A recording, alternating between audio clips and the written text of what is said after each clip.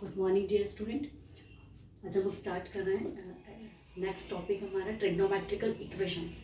Trigonometrical equations हमने actually study नहीं किया है। इसके पहले हमने लीनियर इक्वेशन और क्वाड्रेटिक इक्वेशन, पॉलिनोमियल्स ये कैलकुलेशन किया है। और बट अभी जो हम स्टार्ट करने जा रहे हैं वो स्टार्ट कर रहे हैं ट्रिग्नोमेट्रिकल इक्वेशंस। जो ट्रिग्नोमेट्रिकल इक्वेशंस है वो बेस्ड है फार्मूलेस पर, जो हमने ट्रिग्नोमेट्रिकल रेशियोज पढ़े हैं, और प्रिंसिपल वैल्यूज़ पर। प्रिंसिपल वैल्यू क्या वो भी मैं आपको बताती हूँ। प्रिंसिपल वैल्यूज या मुख्य मान है ना, और इस पर बेस्ड है। और अभी तक जो मेथड हमें पता थी, जैसे हमें वर्ग समीकरण को हल करना है, क्वाड्रेटिक इक्वेशन को हल करना है, तो हम कैसे क्वाड्रेटिक इक्वेशन को कैसे कैलकुलेट करते हैं, स्प्लिटिंग द मिडिल टर्म को दो भागों में बांटकर, है ना। ये मेथड थी हमारे पास। यह हमारे पास थी फॉर्मूला मेथड, है ना। और कंप्लीटिंग द स्क्वायर, है ना। सूत्र विधि से 10th में हमने क्या सूत्र विधि से या तो हम वर्ग समीकरण को हल करते थे, या फिर हम क्या करते थे, और मेथड हमारे पास होती थी पूर्ण वर्ग बनाकर कंप्लीटिंग द स्क्वायर। क्लियर। तो ये जो मेथड थी किसको सॉल्व करने की थी, ये क्वाड्रेटिक इक्वेशन या वर्ग समीकरण को, है ना। ठीक इसी तरह हमने पॉलिनोमियल को भी हल किया है, बहुपद को भी हल किया है, या लीनियर इक्वेशन को भी हल किया, रैखिक समीकरण को भी हल किया। लेकिन अब जो हम सॉल्व करना देख रहे हैं वो हम कर रहे हैं ट्रिग्नोमेट्रिकल इक्वेशंस या त्रिकोणमितीय समीकरण, है ना। त्रिकोणमितीय समीकरण को कैसे सॉल्व किया जाएगा, है ना। तो सबसे पहले हम ये देखते हैं कि हम ये समझेंगे कि त्रिकोणमितीय समीकरण या ट्रिग्नोमेट्रिकल इक्वेशंस क्या है। क्लियर। तो equation involving the trigonometrical functions, जो इक्वेशन है वो ट्रिग्नोमेट्रिकल फंक्शंस की फॉर्म में अगर आ रही है, ट्रिग्नोमेट्रिकल रेशियोज की फॉर्म में अगर आ रही है, it's called the trigonometrical equation, है ना। फॉर एग्जांपल, जैसे जो हमने कैलकुलेट किया था, अभी तक जो हमने कैलकुलेट किया था, हमारे पास एक इक्वेशन होती थी x² 7x + 9 = 0। ये हमें पता है, ये हमारे पास है वर्ग समीकरण। क्लियर। ठीक है। अब जो इक्वेशंस आपके पास है, जो x की फॉर्म में आ रहा है, वो आएगा आपके पास, इन्वॉल्व जो हो रहा है वो ट्रिग्नोमेट्रिकल रेशियोज हो रहा है। मतलब x, y, z, t इन सभी की फॉर्म में आपके पास ट्रिग्नोमेट्रिकल रेशियोज आएंगे। मतलब किस फॉर्म में आपके पास इक्वेशन आएगी, इस फॉर्म में आ सकती है आपके पास sin x = sin y। इसे आपको सॉल्व करना है। और sin² x sin x + 9 = 0। Actually ये आपका ये सॉल्यूशन आपके कोर्स में भी नहीं है, बट ट्रिग्नोमेट्रिकल इक्वेशन है ये, है ना। एंड और आपके पास कैसी हो सकती है, tan x = tan y, ये हो सकती है आपके पास इक्वेशन। क्लियर। तो जो हम ट्रिग्नोमेट्रिक इक्वेशंस को या सिंपल इक्वेशन को भी अगर हम सॉल्व करते हैं, हमारे पास x की वैल्यूज आती है ना। तो सेम कंडीशन जब हम ट्रिग्नोमेट्रिकल रेशियो ट्रिग्नोमेट्रिकल इक्वेशंस को हम सॉल्व करेंगे या त्रिकोणमितीय समीकरण को हम हल करेंगे, जो हमारा आंसर आएगा, है ना, इसको प्रिंसिपल वैल्यू से हम क्या कहेंगे, प्रिंसिपल वैल्यू। और जो आंसर हमारे पास आएगा, फॉर एग्जाम्पल मुझे सॉल्व करना है, एक इक्वेशन है मेरे पास x + 7 = 0। इसको मैंने सॉल्व किया, ठीक है, कर दीजिए।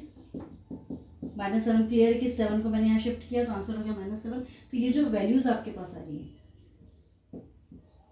-7, है ना। सेम कंडीशन आपके पास क्या होगी, ट्रिग्नोमेट्रिकल में भी होगी, या त्रिकोणमिति भी, आप त्रिकोणमिति का क्वेश्चन भी इस फॉर्म में आपके पास आएगा। और जो वैल्यूज हमारे पास आएंगी कॉल्ड प्रिंसिपल वैल्यूज या मुख्य मान, है ना। मुख्य मान किसे कहेंगे आप, मुख्य मान जो हमारे पास होंगी, जो ट्रिग्नोमेट्रिकल इक्वेशंस को सॉल्व करने पर हमारे पास जो आंसर आएगा उसे हम कहेंगे मुख्य मान या प्रिंसिपल वैल्यूज। क्लियर। या we have to find the values after the solving the equation. Equation को सॉल्व करने पर जो हमें वैल्यूज फाइंड आउट हो रही हैं, हमें मिल रही हैं, या हमें फाइंड करना है, तो वो जो आंसर होगा वो हमारे पास होगी प्रिंसिपल वैल्यूज या मुख्य मान, है ना। मुख्य मान होगा इस टाइप का। सॉल्व करने पर कैसे करेंगे सॉल्व, मैं आपको बताती हूँ। क्लियर। और सॉल्व करने पर आपके पास एक जनरल वैल्यूज भी होगी। मतलब जब हम इक्वेशन को सॉल्व करेंगे, और ये तो पर्टिकुलर वैल्यूज आ रही, फॉर एग्जांपल कैसे x = -7। क्लियर है कि आप इस इक्वेशन को सॉल्व करेंगे तो आपके पास -7 आंसर आया। -7 अगर आप यहाँ पुटअप करते हैं तो -7 इस इक्वेशन को सेटिस्फाइड करेगा, या क्या करेगा, सेटिस्फाइड करेगा। दैट मीन्स आंसर आपके पास 0 आएगा, है ना। और यहाँ पर ये होगा। अब क्लियर है कि आपने एक वर्ड सुना होगा, ट्रिग्नोमेट्रिकल आइडेंटिटीज। आइडेंटिटीज वर्ड आपने सुना, आइडेंटिटीज का मीनिंग है the equation is true for all the values, मतलब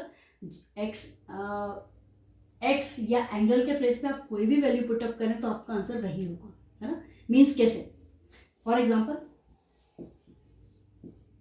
sign square x cos square x is equals to 1, ये आपने एक स्टैंडर्ड वैल्यू देखी होगी, क्लियर।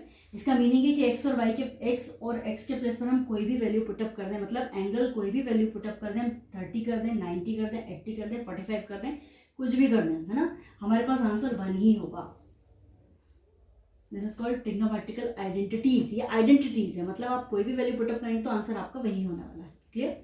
तो सेम कंडीशन यहाँ जब हम फार्मूला फॉर्म में उसे कैलकुलेट करेंगे, है ना, तो फार्मूला फॉर्म भी आपके पास आएगा। फार्मूला फॉर्म में जब हम उसे कैलकुलेट करेंगे, ये तो पर्टिकुलर 7 के लिए कैलकुलेट हुई है वैल्यू, लेकिन किसी भी वैल्यूज के लिए अगर आंसर आपका यही आ रहा है, for any integer, for any values, for any real numbers, किसी के लिए भी अगर आपका आंसर सेम आ रहा है ना, तो इसको जनरल सॉल्यूशन, उसे आप क्या कहेंगे, जनरल सॉल्यूशन या सामान्य हल, जनरल सॉल्यूशन या सामान्य हल, क्लियर। तो जनरल सॉल्यूशन को जनरली हम जो शो करते हैं वो जेड फॉर्म से करते हैं, जेड मतलब इंटीजर। ये हम क्वेश्चन अभी सॉल्व करेंगे तो आपको और क्लियर होगा कि हम कैसे सॉल्व करेंगे उसको, क्लियर।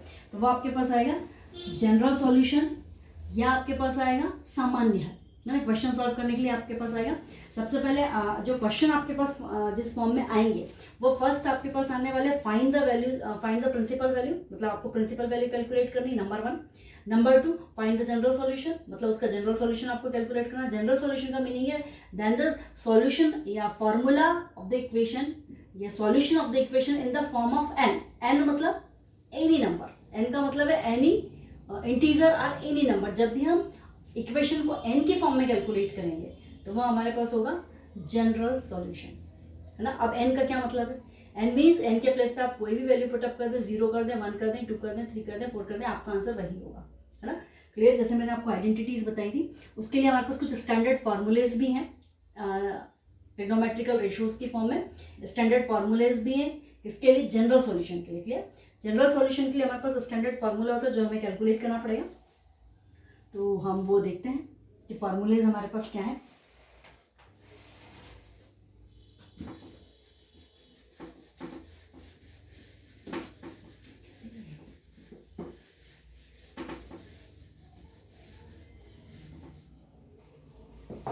ये मैं आपको बता रही हूँ general solution.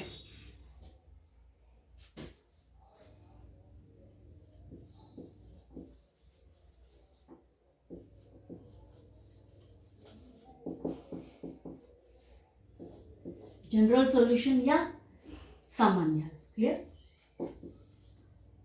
For example sine y, मतलब क्लियर है कि वाई के प्लेस पे आप कौन सी वैल्यू पुटअप करेंगे, तो यहाँ पर आप फार्मूला अप्लाई करेंगे, x is equals to n pi plus -1 raise to the power n into y. इस वाई का मीनिंग है कि ये जो वैल्यू आपके पास आ रही है ना, ये आपके पास आ रही है प्रिंसिपल वैल्यू, क्लियर। ये जो आंसर आपके पास वाई वाली फॉर्म में आ रहा है ये आपके पास आ रहा है प्रिंसिपल वैल्यू, क्लियर। ये आपके पास प्रिंसिपल वैल्यू, प्रिंसिपल वैल्यू अगर डायरेक्ट आपको कैलकुलेट करनी है तो डायरेक्ट आप यही वैल्यू कैलकुलेट करेंगे, बट इनकेस आपको जनरल सॉल्यूशन भी कैलकुलेट करना है तो आपको इस फार्मूले में वैल्यू पुटअप करनी पड़ेगी। X is equal to n pi plus -1 raise to the power n into Y.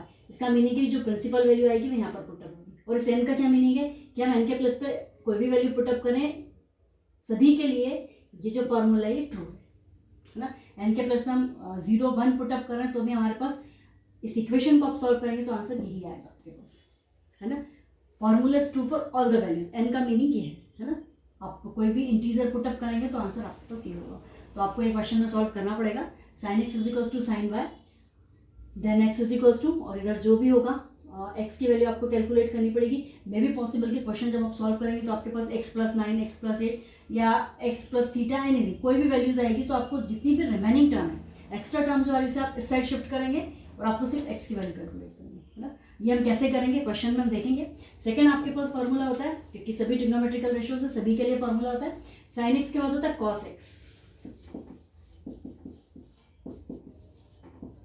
cos x is equals to cos y,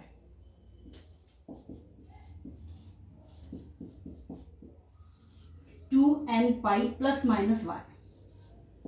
means आपके पास जो y की पीवी निकलेगी या प्रिंसिपल वैल्यू जो निकलेगी वो प्लस के साथ भी कैलकुलेट करना और माइनस के साथ भी कैलकुलेट करना है आपको।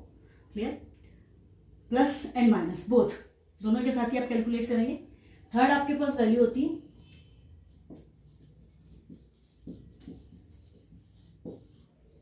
tan x is equals to tan y। tan x is equals to tan y ना, इसको आप कैसे सॉल्व करेंगे? x is equals to n pi plus alpha.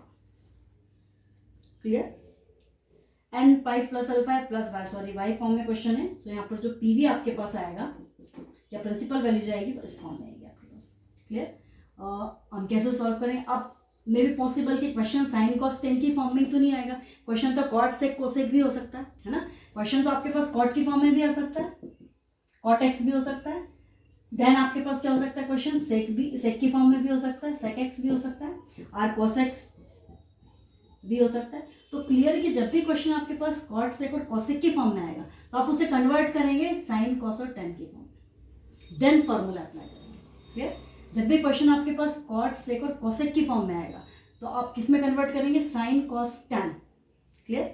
और फिर फॉर्मूला अप्लाई करेंगे इसके अकॉर्डिंग, है ना। अभी हम प्रिंसिपल वैल्यू कैसे कैलकुलेट करेंगे ये हम देखते हैं, जो हमने ट्रिग्नोमेट्रिकल रेशियोज पढ़ा था उसके अकॉर्डिंग ही होगा। क्लियर? तो हम देखते हैं कि प्रिंसिपल वैल्यू कैसे कैलकुलेट करेंगे। ओके, तो हम नेक्स्ट वीडियो में देखते हैं।